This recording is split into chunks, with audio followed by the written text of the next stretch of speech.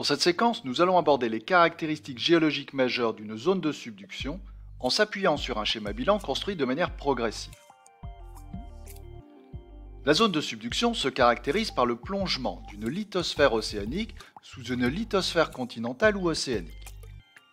Sous l'effet de forces de convergence, la lithosphère océanique plonge dans le manteau sous-jacent. La lithosphère océanique est un ensemble géologique constitué de croûtes océaniques en surface et de manteaux supérieurs lithosphériques plus en profondeur. De la même manière, la lithosphère continentale est constituée de croûtes continentales et de manteaux supérieurs lithosphériques. Les discontinuités majeures sont le Moho qui sépare la croûte du manteau et la LVZ qui sépare la lithosphère de la sténosphère.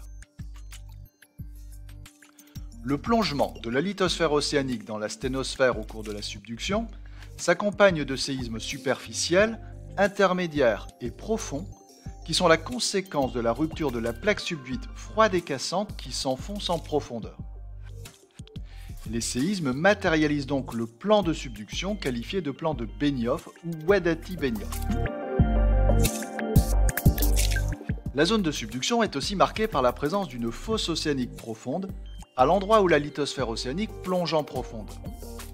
Dans certaines situations de subduction, on trouve un prisme d'accrétion qui correspond à une accumulation de sédiments océaniques très déformés qui n'ont pas pu entrer en subduction. Enfin, une zone de subduction se caractérise par un volcanisme important de type explosif, donnant naissance à des roches de type andésite et rhyolite. On y trouve aussi en profondeur des plutons de type granitoïde, comme les diorites ou les granodiorites.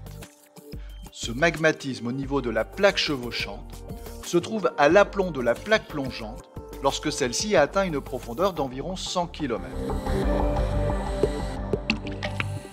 Pour résumer, on peut dire que la subduction correspond au plongement d'une lithosphère froide et cassante dans un manteau plus chaud et plus ductile sous une lithosphère continentale ou océanique. Les séismes liés à la plaque plongeante, le magmatisme de la plaque chevauchante et la présence d'une fosse océanique sont les indices géologiques principaux d'une zone de subduction.